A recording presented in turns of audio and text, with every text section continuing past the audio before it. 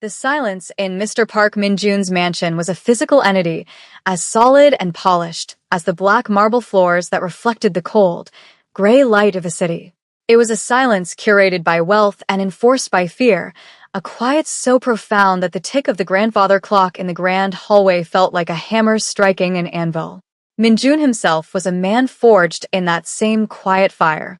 His movements were economical, his face a mask of detached indifference, his eyes holding the flat, weary darkness of a man who had seen too much and felt too little for far too long. He was the unseen king of a sprawling underworld empire, a name whispered with a mixture of terror and reverence, yet in his own home, he was merely a ghost haunting rooms filled with priceless art and soulless furniture. Sunlight rarely dared to trespass fully into the cavernous spaces, filtering weakly through tinted, bulletproof windows as if it, too, were intimidated. Min-jun often stood before these windows, not looking out at the sprawling metropolis he commanded, but staring at his own faint reflection, a translucent figure superimposed over a world he owned but could not touch.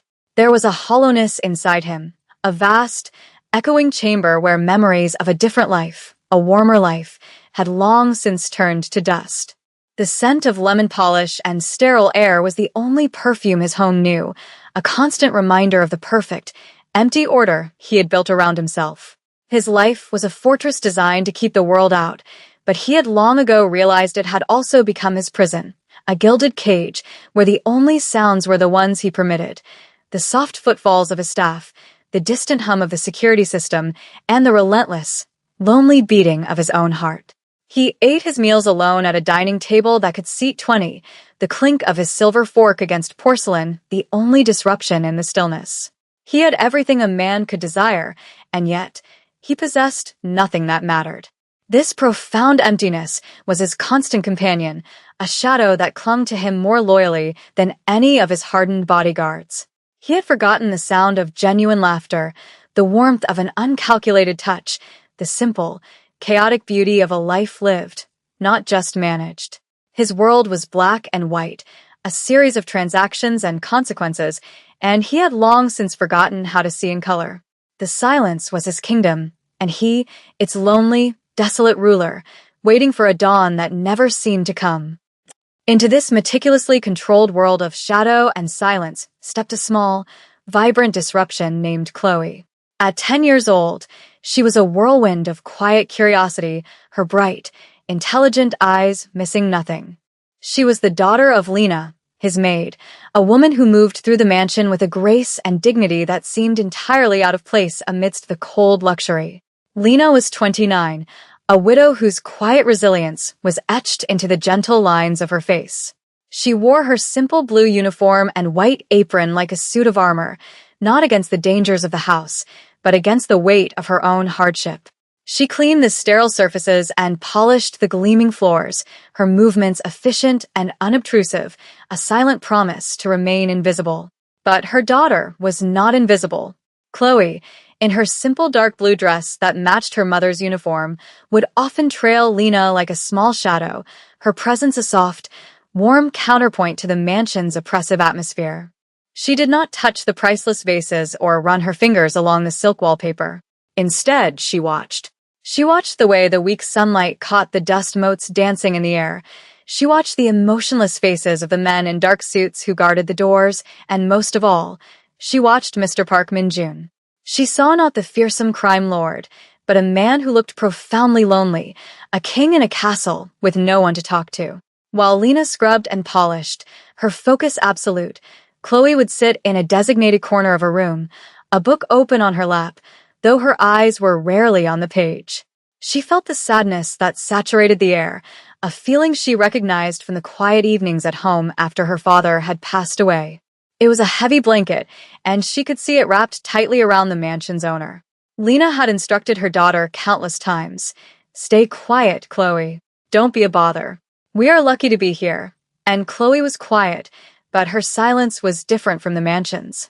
Hers was an observant, empathetic silence, not an empty one.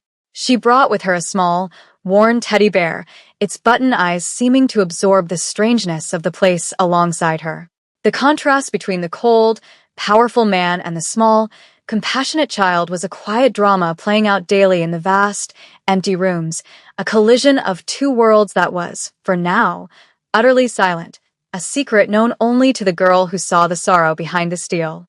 The catalyst arrived on a Tuesday afternoon, an afternoon identical to all the others in its gray and silent monotony.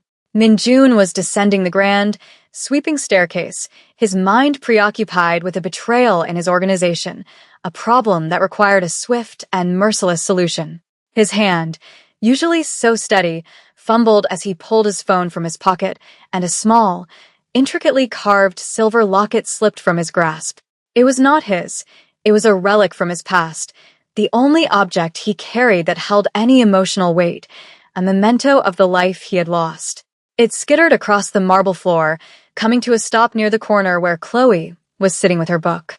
Min-jun froze, his breath catching in his throat. The locket contained the only picture he had of his late wife, smiling on a day filled with sunshine. He expected the girl to pick it up, to pocket it, to do what he believed all people did, take what they could. He started down the stairs, his face hardening into a scowl, ready to demand its return. But Chloe did not pocket it. She gently picked up the silver heart, her small fingers tracing the delicate carvings. She looked at it not with greed, but with a gentle reverence. Then, she stood up, walked to the bottom of the staircase, and waited. She held it out in her open palm as he approached, her gaze clear and direct.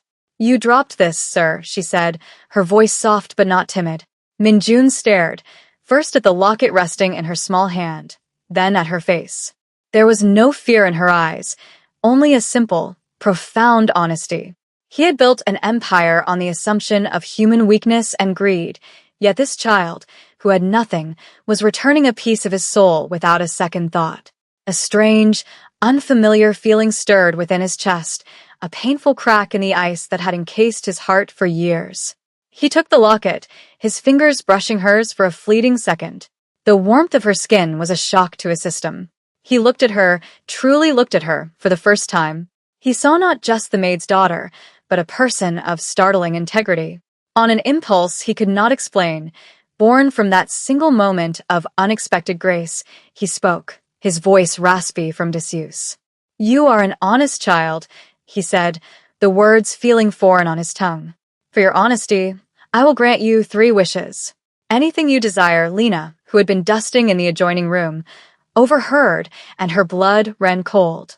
But Chloe simply tilted her head, her expression serious, as if she were considering the most important proposition of her life. Lena rushed to her daughter's side, her face pale with panic. "Mr. Park, please. She doesn't need anything." "We are so sorry to have bothered you," she stammered, trying to pull Chloe behind her. But Min-jun held up a hand, his gaze fixed on the little girl. The offer had been made. In his world, a man's word, once given, was an unbreakable bond, even a word spoken on a reckless whim to a child. To retract it would be a sign of weakness he could not afford, even in private. "She will have her wishes," he stated, his tone leaving no room for argument. He looked down at Chloe, a flicker of curiosity breaking through his cold demeanor. What would a child like this wish for? A pony? A mountain of toys? A trip to a fantasy-themed park? He was prepared for the predictable, the material, the childish. He found himself almost amused by the absurdity of the situation, a fairy tale playing out on the cold marble of his reality. Chloe looked from the powerful man before her to her mother's terrified face. She understood her mother's fear. They were small and unimportant in this vast, intimidating house. A single misstep could cost them everything, could cost them the job that kept a roof over their heads and food on their table. But Chloe's heart was not filled with fear. It was filled with a deep, aching love for her mother, a love that saw past the maid's uniform to the lonely woman beneath. She saw the way her mother's smile never quite reached her eyes, the way she sometimes stared into the distance at night, her shoulders heavy with a sadness too big for a child to completely understand but not too big to feel. Chloe took a small, steadying breath, her small hand reaching out to clutch her mother's apron. She looked up at the most powerful man she had ever seen, a man everyone feared, and with the simple, devastating logic of a loving child, she spoke her heart's desire. "For my first wish, she said, her voice clear and unwavering in the cavernous hall.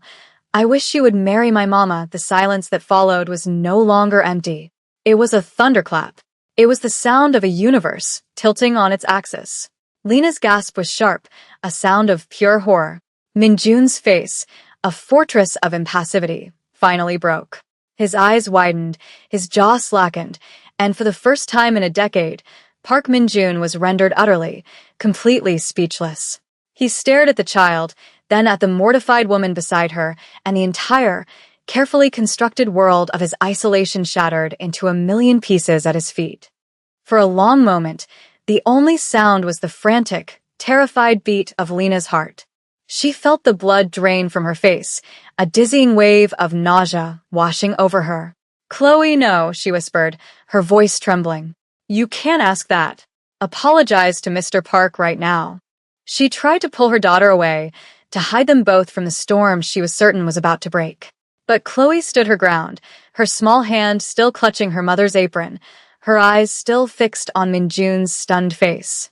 She did not understand the complexities of the adult world, the impossible chasm between a maid and her employer. She only understood what she saw: two lonely people in a big, empty house. Minjun finally found his voice, though it was a strained, incredulous rasp. "What did you say?" he asked, not because he hadn't heard, but because his mind refused to process the words. He had been prepared for any request, any price, but this was not a transaction. It was an invasion. It was a demand for something he no longer believed he possessed: a heart. Chloe's expression remained one of simple, heartbreaking earnestness. "My mama is lonely," she explained, as if it were the most obvious thing in the world.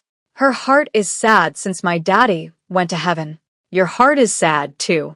I see it in your eyes."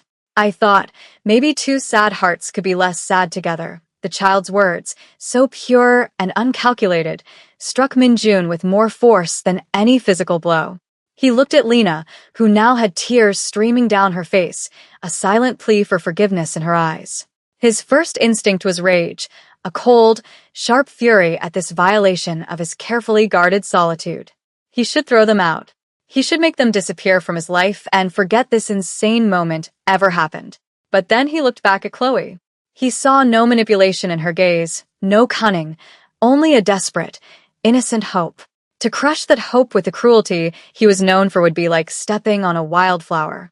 It would be an act of vandalism against the one pure thing he had encountered in years. A war raged within him. The hardened Mafia boss, the man who settled debts with violence, was being disarmed by a 10-year-old girl in a blue dress. He let out a long, ragged breath, the sound echoing in the hall. He couldn't grant the wish. It was impossible, ludicrous, but he couldn't refuse it either. He couldn't be the monster that broke this child's spirit. So he chose a third path, a delay tactic, a way to control the madness. "A wish like that," he said slowly, his voice low and dangerous, "cannot be granted so easily." He looked at Lena, whose eyes were wide with terror. "I will consider it. But first, I must get to know your mother." It was not an agreement. It was a decree. Lena felt a new kind of fear, a fear not of being fired, but of being trapped in the orbit of this powerful, unpredictable man.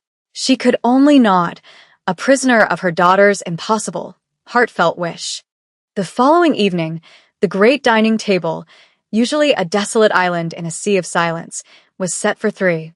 A single candelabra cast a warm, flickering light, a stark contrast to the usual cold overhead lighting. For Lena and Chloe, it felt like stepping into a dream, or perhaps a nightmare.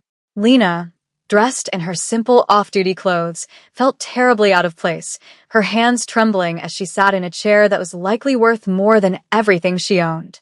Chloe, however, sat primly, her eyes wide with a mixture of awe and satisfaction, as if she were a tiny queen surveying her handiwork. Minjun entered the room, having shed his severe suit for a simple black sweater. The casual attire did little to soften his intimidating presence. He sat at the head of the table, the silence stretching between them like a taut wire. The first course was served by a stone-faced butler who seemed as bewildered as Lena. The clinking of cutlery was deafening. Minjun, a man accustomed to commanding rooms and negotiating with dangerous men, found himself utterly at a loss. Small talk was a foreign language. "Is this soup to your liking?" he asked, the question sounding more like an interrogation. Lena jumped slightly. "Yes, sir. It's very good. Thank you," she whispered, her eyes fixed on her bowl. The conversation died instantly. It was Chloe who broke the tension. "My mama makes the best soup," she announced brightly. "It's chicken noodle.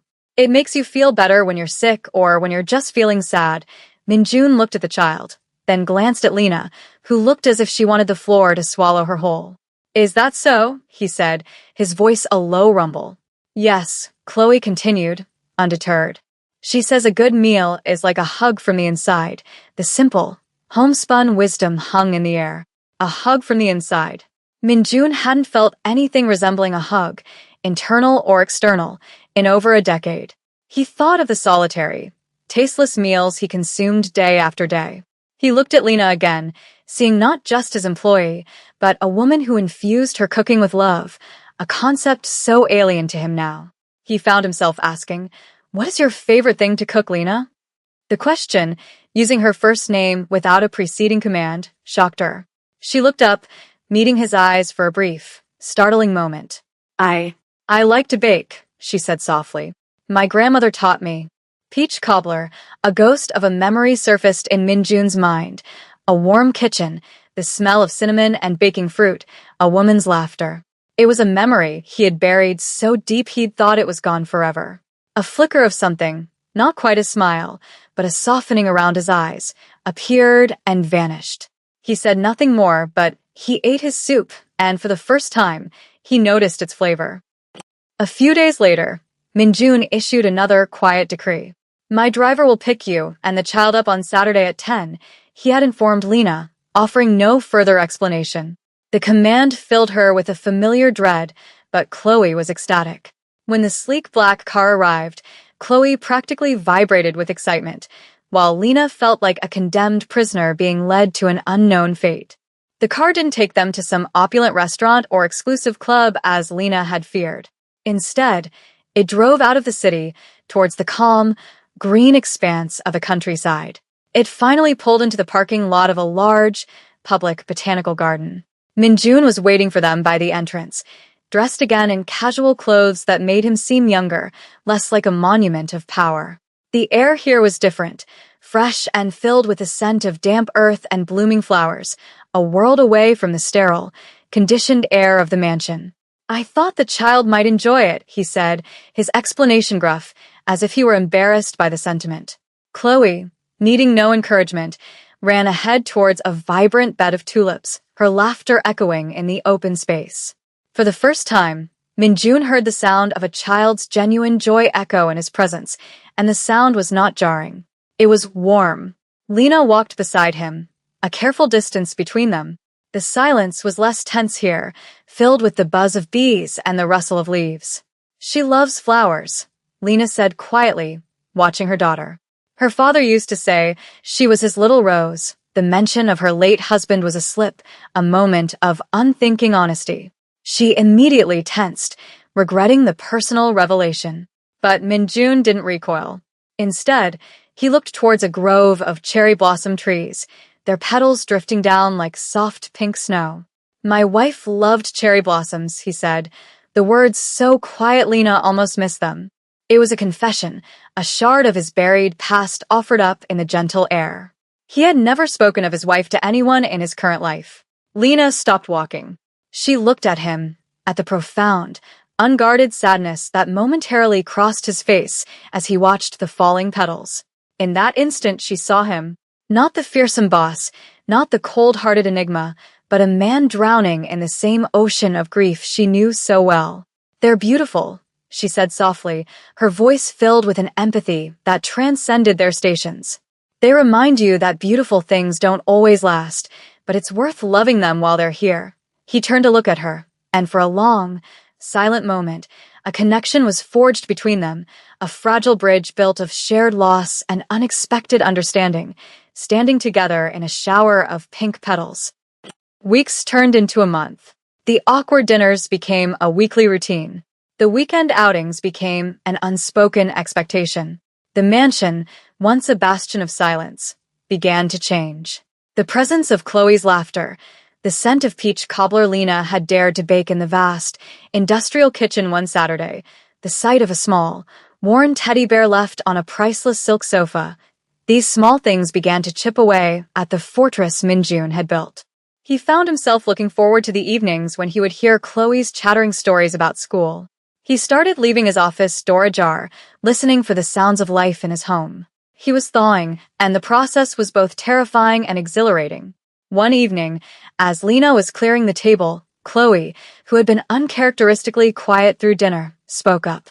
"Mr. Park," she said, her tone serious. "I have a second wish." Minjun stopped, his wineglass halfway to his lips. He had almost forgotten about the other two wishes, swept up in the strange new rhythm of his life. Lena froze, a plate in her hand, bracing herself for another impossible request. "What is it?"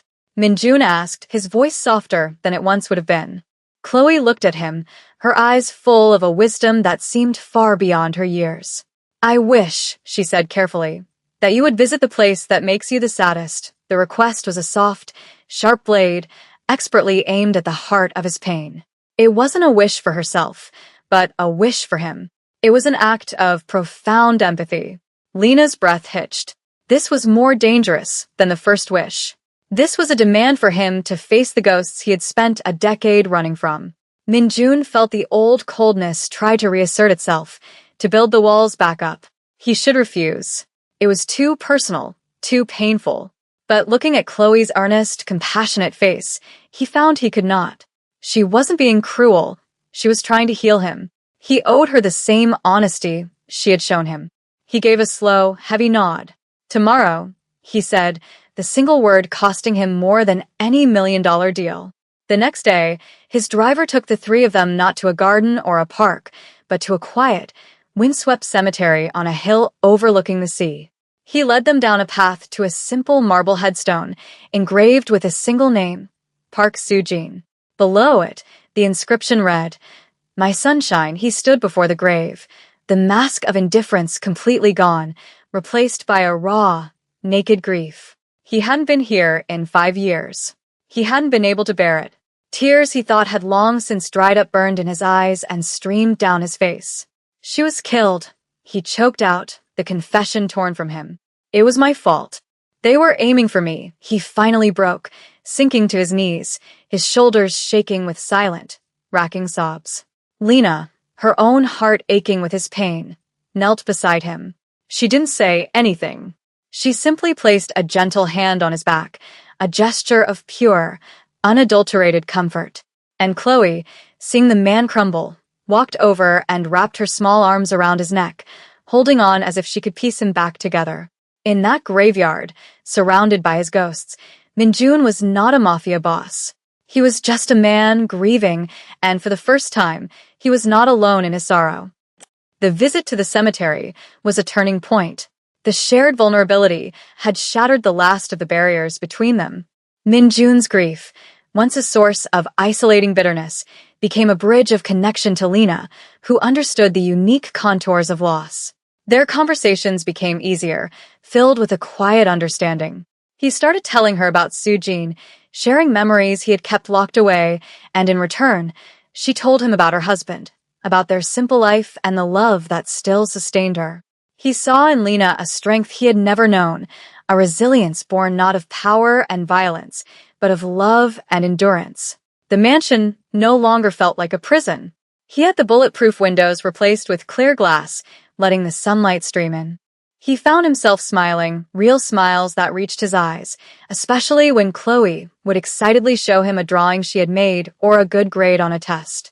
He was discovering that the sound of her small feet running down the hallway was a far more valuable asset than all the gold in his vaults. He began to separate himself from the grimy details of his business, delegating the darker aspects to his lieutenants, feeling a profound distaste for the world he had once commanded. He wanted something clean. He wanted a life where he didn't have to look over his shoulder, a life where he could sit in a garden without a perimeter of bodyguards. He wanted the warmth of the small family that had accidentally formed under his roof. One evening, the three of them were sitting in the living room, a fire crackling in the hearth, a scene so domestic it would have been unthinkable just a few months prior. Chloe looked up from her coloring book. "Mama," she said, her voice soft. "Are you happy now?" Lena looked at her daughter, then at Minjun, who was watching them with a gentle expression she never would have thought possible. A real, genuine smile touched her lips. "Yes, baby," she said, her voice thick with emotion. "I am." Chloe then turned her bright eyes to Minjun. "I have one wish left," she said. Minjun's heart, which he now knew was fully capable of feeling, beat a little faster. "What is it, Chloe?" he asked. Chloe's face broke into a wide, beautiful grin. "My last wish," she declared, "is for my mama to always be this happy." The wish was a perfect, beautiful bow on the gift she had given them both. Minjun looked at Lena, whose eyes were shining with tears of joy. He knew, with an absolute certainty that resonated through his entire being, that his own happiness was now inextricably linked to hers. He stood up, walked over to her, and knelt down before her, taking her hand in his. "Lena," he began, his voice steady and full of a love he never thought he would feel again. "The first wish was from a child. This is from me. Will you marry me?" Lena's tears overflowed, but they were tears of pure, unadulterated joy. She could only nod, her heart too full for words, as she said yes to the man she had once feared, the man whose heart her daughter had so miraculously healed. Their wedding was not the grand, ostentatious affair the underworld might have expected from a man of Minjun's stature. There were no shadowy figures or displays of immense wealth. Instead, it was held in the botanical garden, in the grove of cherry blossom trees that had witnessed their first true moment of connection. The guests were few: Lena's mother, a few trusted friends, and the loyal household staff who had watched the mansion's transformation with quiet astonishment. Minjun wore a simple, elegant suit, but the hardness was gone from his eyes, replaced by a soft, devoted light that was fixed only on his bride. Lena was radiant in a simple white dress, her natural beauty outshining any diamond. But the true guest of honor was Chloe. She was the maid of honor, wearing a pale pink dress that matched the falling cherry blossoms, her face beaming with a joy so pure it seemed to illuminate the entire garden. She held a small bouquet and stood beside her mother, her expression a mixture of pride and profound contentment. She had wished for her mother's happiness, and here it was, real and tangible. As Minjun and Lena exchanged their vows, their voices were steady, filled with the weight of the journey they had taken. His promises were not of wealth or power, but of unwavering protection, of shared laughter, and of a lifetime spent cherishing the warmth she had brought back into his life. Her promises were of patience, of understanding, and of building a home filled with the love that had been missing for so long. When he slid the ring onto her finger, he looked past her for a moment to Chloe, and he gave her a small, grateful nod. It was she who had been the architect of this impossible joy. Later, at the small reception held on a sun-dappled lawn, Minjun watched as Lena and Chloe danced together, their laughter carried on the breeze. He was no longer a ghost in his own life. He was a husband, a father, a man reborn. He had once believed that power was the ultimate currency, that strength was found in being untouchable. But a 10-year-old girl with an honest heart had taught him the truth. True strength was vulnerability. True wealth was love. And sometimes, the most hardened, broken hearts can be healed by the simplest, most innocent of wishes. The journey had started with a demand born of a child's love, and it had ended here, under a shower of cherry blossoms, with the quiet, miraculous beginning of a family, a testament to the enduring hope that even in the darkest, most silent of places, light and laughter are waiting to find their way in.